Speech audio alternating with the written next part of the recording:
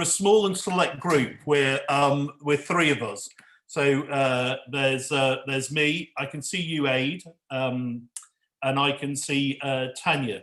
So I thought that rather than I've got a presentation, I can talk through that, which I'm happy to do.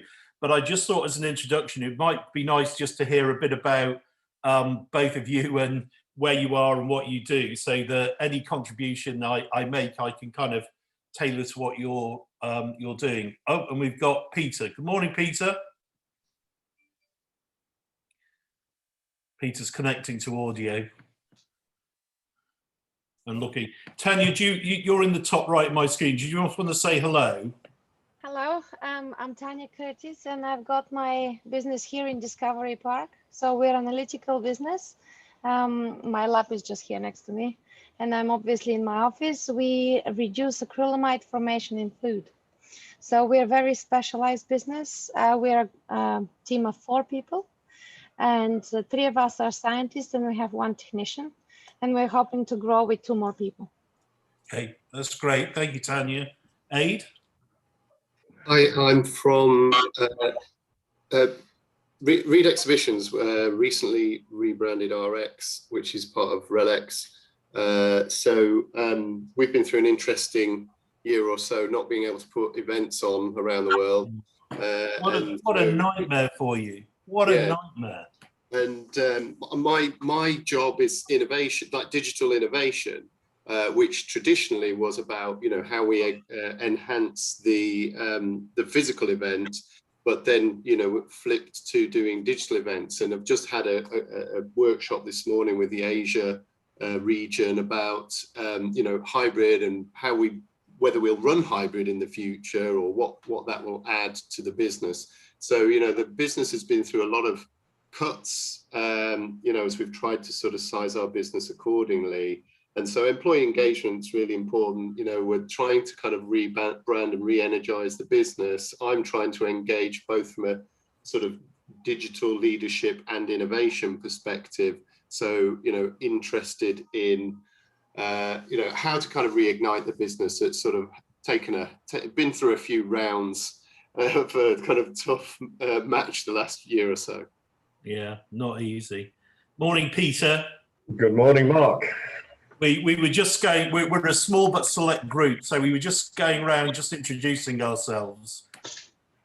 No problem at all. Right, well, as you can probably see, my name is Peter Collins, but I also go by the name of Lord LinkedIn. Oh, cool. Right, it was a name that one of my networking chums gave me about 6.5 years ago. My company is Find and Be Found, but yeah, I help people find others and be found by others on LinkedIn. I do this by various ways. It's not just, well, you're only as good as your profile, so obviously it does involve some profile work if necessary. But then once the profile is put, I put it to work in so many different ways to achieve the results that you want to get. At the moment, we're having to be a little bit more creative, purely and simply because of LinkedIn putting the limit of 100 invitations per week. That will only be temporary, as far as I'm concerned. I think it's just their version of a lockdown to stop or reduce spamming. But there again, there's other ways where you can manage your profile to stop spamming. You know, there's a whole host of things with LinkedIn that people aren't aware of, and too many people who are doing LinkedIn with a load of other services, they're spreading themselves too thin. It's a big subject, and there's a lot to know about it. But that's me, Peter Collins, Lord LinkedIn, from Find and Be Found. Anything you can think of on LinkedIn, I do.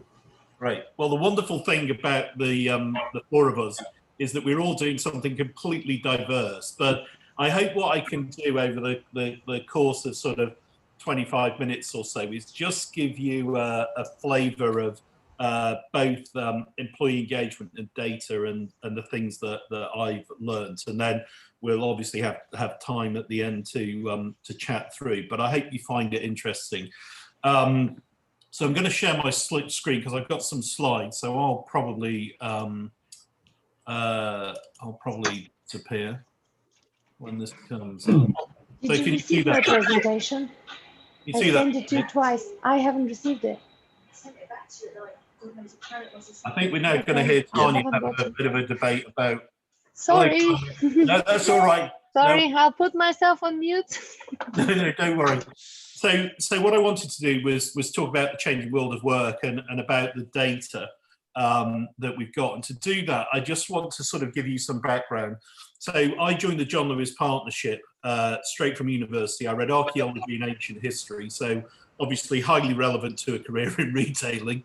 I went into retailing. I spent 34 years with John Lewis Partnership. At the end of that time, for the last 10 years, I ran Waitrose. I was deputy chairman, but the unique thing about the John Lewis Partnership is its supreme purpose is the happiness of the people that work there. And the founder of the John Lewis Partnership had this idea over 100 years ago, where he said, look, if my people are happy and engaged, they're going to stay longer, they're going to work harder, there's going to be less sick absence. And as a consequence of that, my customers will get better service. As a consequence of that, over the long run, will be a better business. So I spent 34 years working in a business where I was responsible for the happiness of, in the end at Waitrose, about 70,000 people. And so what I discovered over the course of that time is that it's nothing to do with pizza nights and beanbags and pool tables in restrooms. It's far more fundamental. And what all of the market research says, as you can see on this slide, is if you do have a happy and engaged team, your profits are 20% higher, your productivity is higher, earnings per share are higher. So there's now consistent academic evidence that says that what Speed and Lewis thought 100 years ago was right. And the converse is true. If you don't have happy teams, if you have unhappy teams, staff turnover is higher. It's all really obvious when you think about it, but you know, that's the basis of really what I spent 34 years trying to work out. What is it that drives engagement? So now, so the wonderful thing about this is the next. I won't move to the next slide. Okay, I'm going to stop sharing my screen, and because Ian has joined us, Ian Cahill, and I think me pressing the button for Ian may well have made it go away. So I'm going to press that. I'm going to share. Sorry, guys, I'm having intermittent network issues, so apologies. Yep. Yeah, don't worry about it. I've got to slide 2 for some reason. Aha! It worked. So what I discovered over the course of 34 years with the John Lewis Partnership is there are 4 things, or 6 things that are really important in terms of driving employee engagement. Reward and recognition is the first. People need to feel that they're being paid fairly, but more important than that, that they're being recognised when they do something well. For those of you in the UK, all of our research, and I'll talk about research in a bit, shows that we're actually really poor at recognising people. On average, people are thanked for doing something well once every 4.5 months. We tend to criticise people about twice a week. So you haven't given it to me on time. Why didn't you do this? But actually saying to them, you know, really good job. We're really poor at. The second is information sharing. Do I have the information I need to do my job? Do I understand what's happening in the company to give people context? And Speed and Lewis reckon that of all of these things, that was the single most important. Without information, people had no context, and because of that, they couldn't be empowered. Empowerment is the third, which is about, I have what I need to do my job, I'm allowed to make decisions, I'm trusted, all of those kind of things around empowerment. The fourth is instilling pride. So I feel proud of where I work. I'd recommend it to friends, all those things around instilling pride. Then job satisfaction, and job satisfaction is obviously straightforward, but there are 2 things that are particularly important. One is about career development, I'm being developed, and the second and the most important, and I'll explain why later, is all around the relationship you have with your line manager. And then the last is well-being, my employer cares for me. And so what I discovered over the course of time is it's these things that really drive engagement. So lots of people will sit around and they'll say, okay, what can we do to make the staff happier? And it'll be, I don't know, we give them their birthday off, or we give them a bottle of champagne. That in and of itself is great. I'm sure people are delighted with that, but these are the real fundamentals that drive engagement. So at the end of my time with John Lewis and Waitrose, David Cameron asked me to join the government to be trade minister. I did that. While I was doing that, I couldn't do anything else. But when I finished that, I published a book called Fairness for All. And I set out in Fairness for All of these practical as well as principled things that drive engagement. I don't know why, Jordan, but my slide won't move again. Not too sure.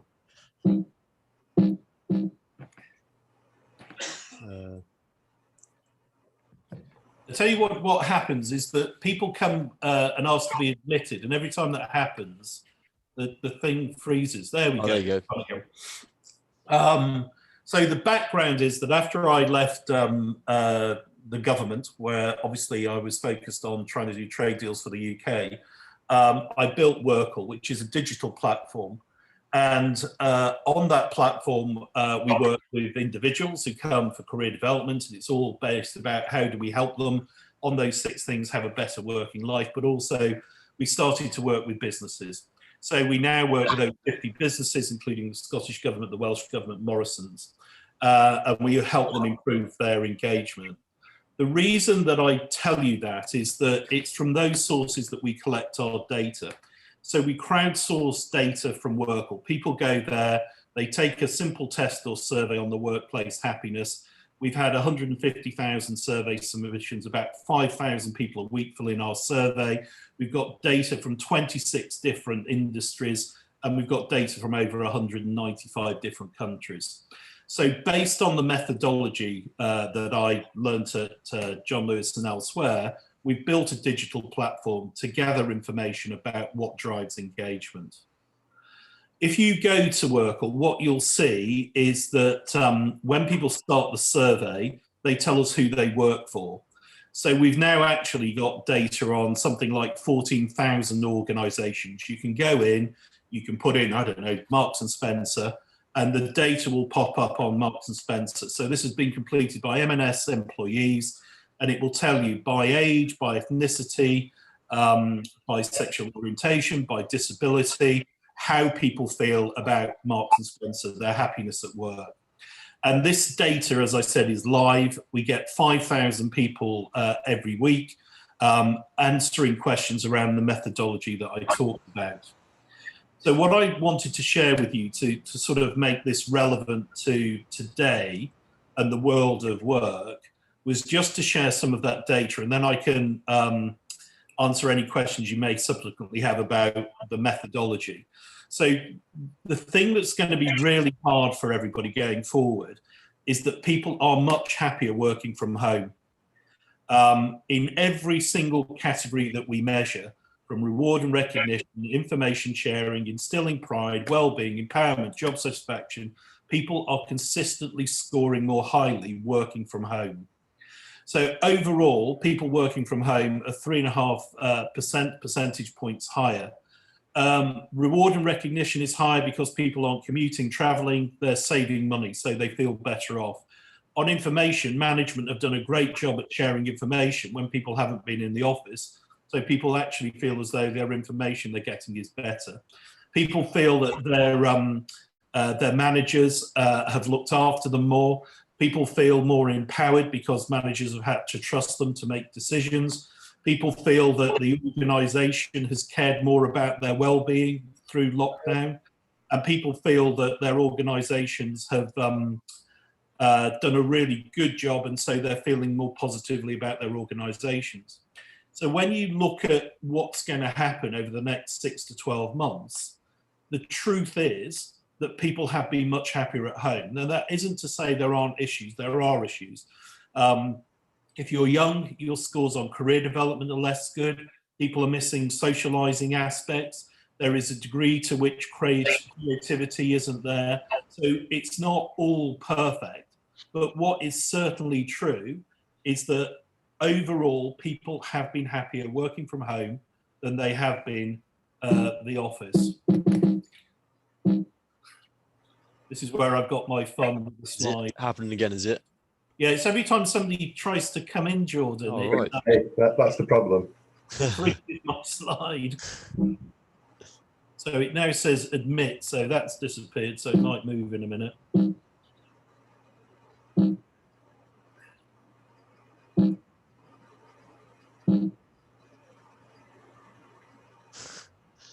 It's a good slide though that we're stuck on. Yeah.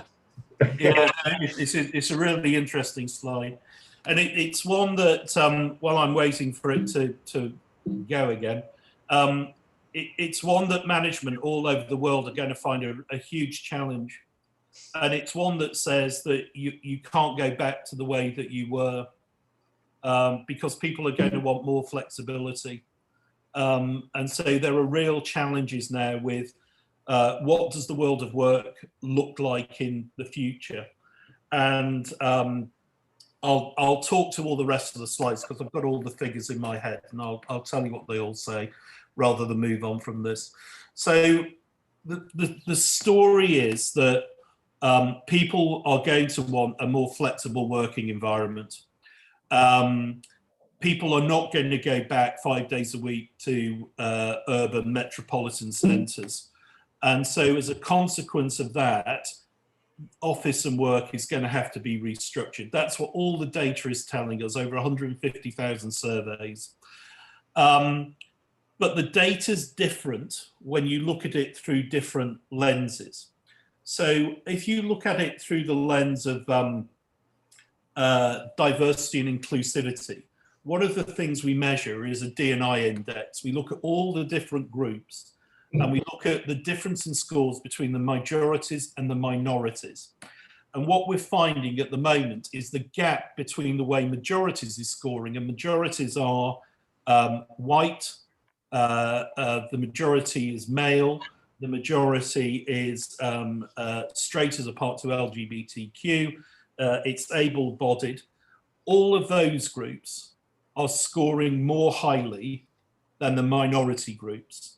And there are two minority groups at the moment that are most at risk. One is the LGBT community, and the other is the disabled community. And their scores and their feelings about the workplace at the moment are consistently less good than the others. There's very little difference at the moment between men and women. There's very little difference at the moment between BAME and white.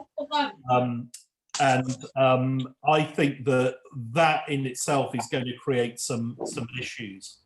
In terms of well-being, what we've seen is well-being scores. What we've seen is well-being scores rise and dip as people have thought about going back to work. So we have something called our well-being index. In our well-being index, we look at the number of people within a business who are scoring less than 60% in our survey. And what that's continually showing is that when people go into lockdown, their well-being improves. When they're told they're coming out of lockdown and going back to work, it starts to decrease. And at the moment, if you look at our index, around 30% of people are scoring poorly around questions around anxiety and depression and their feelings about going back to work. It's far less good for non-managers. It's far less good, funny enough, for women. Women are feeling more anxious, and BME groups are feeling more anxious about going back to work. So what management are also going to have to manage in the move back to work is this roller coaster about how people are feeling in terms of their well-being and mental health. And what also we're seeing is that when people go back to work, it's affecting their feelings about whether they want to stay with their current employer. So if you look at the data and statistics at the moment in the UK about jobs, what we're seeing is a huge increase in the number of jobs vacancies we're seeing. Now, there are a few things that are driving that. Brexit, which I don't want to get into, but it's also because a lot of people who spent the last year working at home do not want to go back full time. And so a lot of people are handing in their notice. But in addition to that, a lot of people who are over the age of 50 are just saying, I just do not want to go back. So as the over 50s make up a third of the workforce, that's having a really big issue. We measure something called flight risk. That's the number of people in any organization who are looking to move. Now, ordinarily, you would see a flight risk, which was something like 25% of people across the workplace would actually want to move and look for a new job. The reason we can identify those people is that we do exit surveys with companies. And there are four main reasons why people say they're going to leave a business. One is they don't have a good relationship with their line manager. The second is they don't feel that they're fairly paid. The third is they don't feel they're being developed. And the fourth is I just don't enjoy my job. So we know, depending on those scores, how people score those things, what the likelihood is that they're going to leave an organization. If you looked a year ago, in the summer of last year, the flight risk was in the low 20s. About 20% of people were saying, I'd leave. The flight risk now is in the 30s. About 10% more of the workforce are now looking to leave. People are going back to work, they're doing the commute, and they're finding that they want to have something that's different. They've reappraised their lives. So not only when you look at these figures, you have people working happier from home, you have a picture where people working from home who are going back are finding that it isn't suiting them and they want to go to a different place. You're finding that well-being is looking less good than it was a year ago, 10 percentage points worse than it was at that time. And lastly, you're seeing, and I won't bore you with it, but net promoter scores changing as well. So for a whole host of reasons, what we're seeing is the workplace changing. So I'll stop sharing this as the screen obviously has frozen and won't move forward. So the question that really begs is, well, kind of what do you do about it? To preempt any questions that anybody may have. I think that the real challenge is that people are reappraising all aspects of their life. And so it's very hard right now to be clear on what future you're going to need to have for your workforce. What I know is that the future is going to be more flexible. There are real upsides to that. What I know is that people want change. What I know is that people want to work more flexibly, but they still want the elements of mixing with colleagues. They still want the elements of being developed in the workplace. They still want the elements of collaboration. So that's the great challenge really in terms of how we view this new world of work.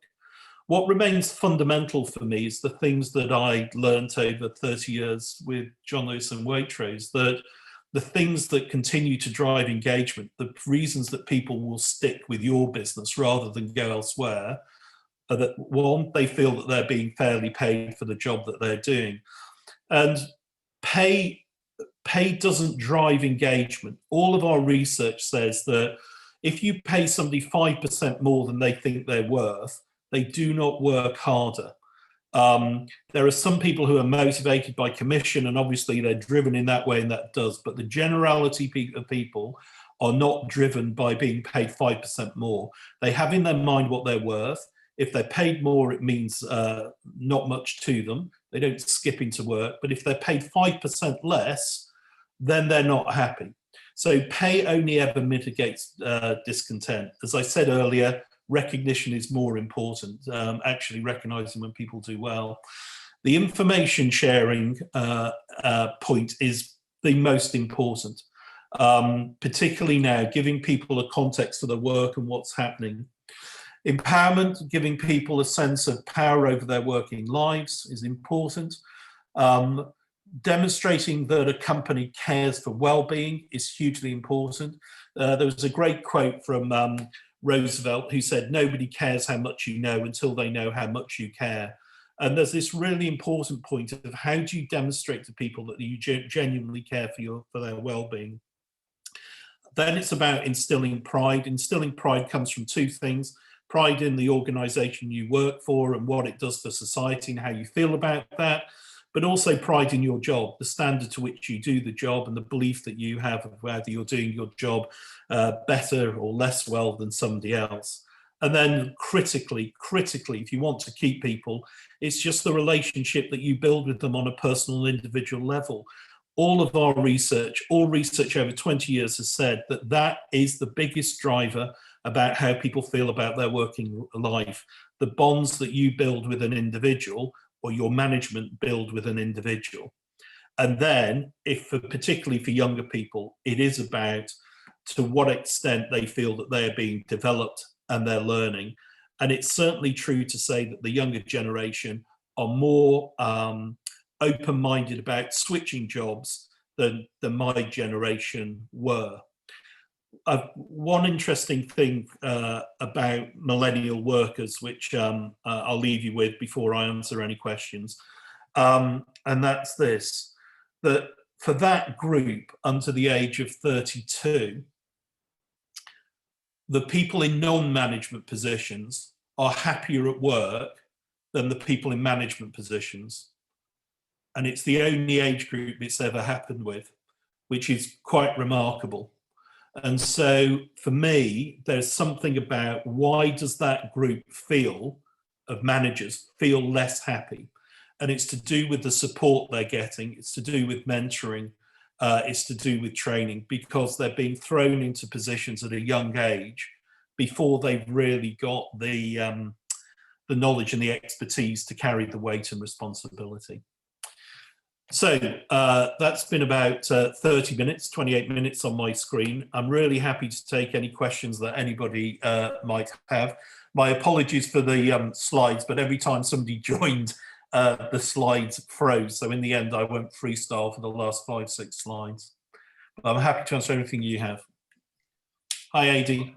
Hi, Mark, I've got a question about this. Obviously, there is a lot of talk about, going back to work and what that means. But I really feel for for probably the under 30s who in a bedroom, in a shared house, and everybody's saying how great it is working from home, and they've really been coping with the situation.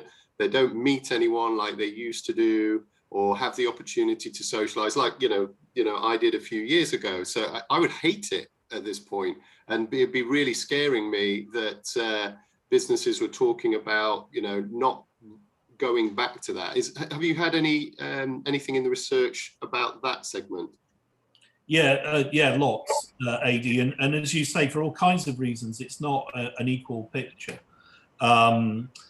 So if you look at under 30s working at home and under 30s working from the office, under 30s working from home they still score as being happier, but they score less well on, they're happy with their working environment, they score less well on career development, and they score less well on their views are heard, which is really about mixing with colleagues. So if you start breaking the data down, you see that there are real opportunities. So when I'm asked the question, what do you have to do to get people back to work, to the office or to the workplace? There are 3 things that you can play on that are attractive. One, for that younger group, it's a nicer working environment. So come back, it's a nicer working environment. But they are about collaboration. Come back and we can all work together on projects. It's much easier when we're in the office. It's definitely about career development.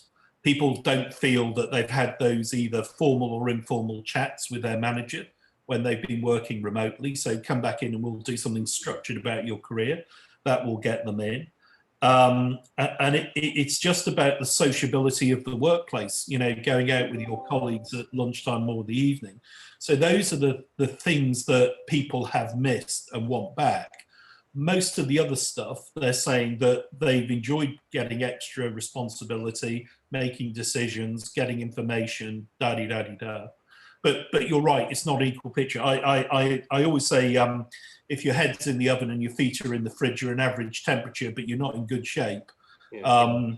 And that's one of the great dangers when you look at any research or any of these surveys. You get an average of 67, the real beauty is when you can break it down and look at it by all the different demographic filters to see how different people respond. But what you say is right, Adi. There are a lot of people who are living in bed sits. They're working from their bedrooms, and it's not conducive for them. And for them, going back to the office is a real boon. Thank you. Mark. Hi, Peter. Right. Quite interesting, actually, because there's just carrying on from what Adi was saying.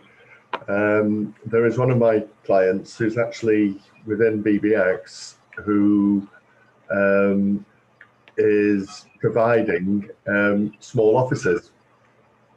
So it's actually a complete unit which will fit in the corner of a room, you know, to facilitate working from home, which I think would help a lot of people, you know, just thinking it through, something nice and precise. But going back to the figures that you've got here, how readily are they accepted by business? Yeah, so we work with Morrison Supermarket, we work with the Scottish government, the Welsh government. So yeah, they see all the figures. You know, the companies we work with over 50 organisations, thinking about engagement and D&I and the things that we do. But as I said, about 5,000 people a week go to work, or they take the Happy at Work test, and we have that data. So anybody in the world can go to WorkL.co, can go and look at the happiest companies, and as a consequence of that, they can see where their company sits as their employees have answered the question. And there's lots of data. What I'm trying to do is to make all of this data transparent, and we've got data from, as I said, 14,000 companies, 26 different industries, 195 countries.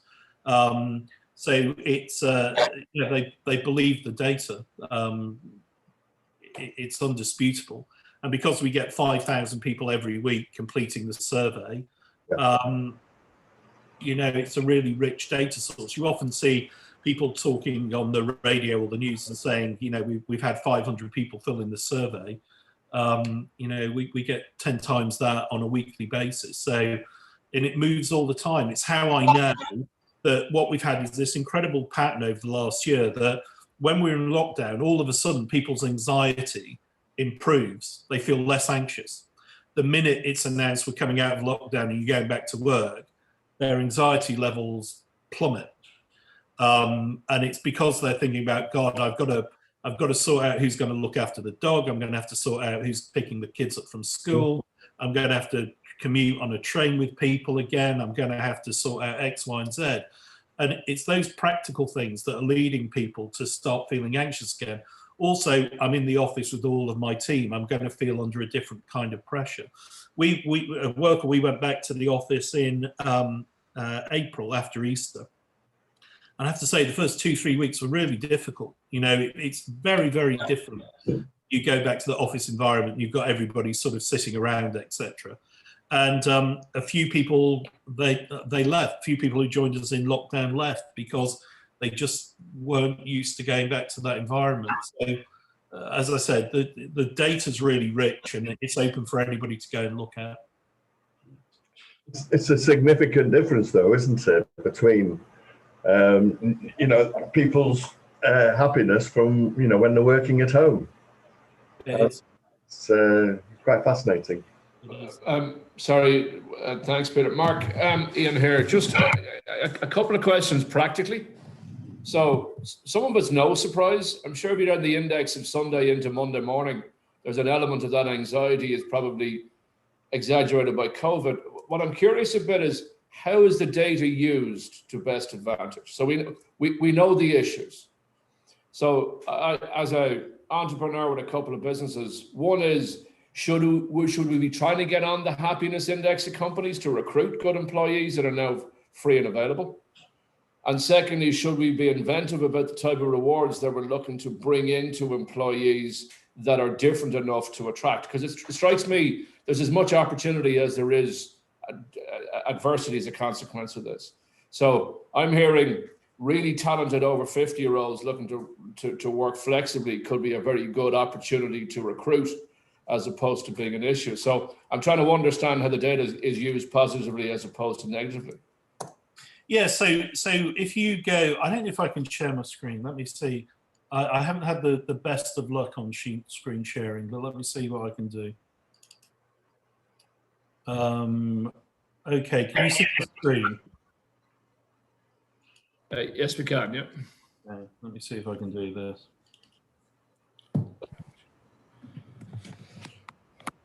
No, sadly the system we're on, I don't think is going to let me do the scene. So, so the way that there are two things. We work with lots of companies, and what we do with them is we identify within the workforce where the strengths and weaknesses are, where people are happy and less happy. And whether you call it happiness or whether you call it engagement, it's about what's driving people to want to stay. The ultimate goal of having a happy workforce is that your staff turnover will be lower, your sick absence will be lower, and your productivity will improve. So what I discovered over my 30 years in John Lewis and research and doing elsewhere is that those things are enhanced and driven if you have an engaged and a happy team. So it's a question of what's your retention strategy and what's your recruitment strategy. If you're looking at a retention strategy, I would say that focusing on those things that I've talked about and we set out there have a huge impact. And as I think you may have heard me say, pay in and of itself, Ian, doesn't drive engagement, particularly with a younger workforce. For the younger workforce, what they want is career development, and they want to feel that they're working for an organisation with purpose. So if you're if you're recruiting younger people, I would go out and say, our company is changing the world, and we're going to develop you, and we're going to give you amazing opportunities. That has real resonance. If you're working, as you're saying now, if you want to recruit really talented women, and if you want to recruit over 50s, just talk about flexibility. You know, we are going to give you the flexibility in our companies to be able to juggle all the things that you've got to juggle. So if I was trying in 2 minutes to kind of give you pointers from the data that we have, and if you want, we can give you a lot more. I would say that flexibility now is going to get you lots of really great recruits. And I would say for a younger audience, something about development and purpose will get you loads of great recruits. Thank you. Yeah, no, just I used to work for GE, and they in sort of management roles, they said the first thing you give out is a title because that's free, and then everything else is a negotiation afterwards. So it's along that line of recognition piece. Yeah. Thanks, Mark. You're welcome, Ian. Okay, Jordan, I'll wrap up then. My apologies that every time somebody joined the screen froze, and then in the end decided to give up the ghost. But I hope you still got a flavour. If you'd like to know any more, if you go to WorkL for Business or WorkL, you can contact us there. We've got loads of data and information. We've got research on age and gender, ethnicity, etc. So if you want any of that or general engagement, we'd be happy to share it with you free of charge. But it's nice to see you all. Jordan, thank you very much. Take care, guys. Thanks for coming. Thank you, Mark. You're welcome. Thanks, guys. Bye, everyone.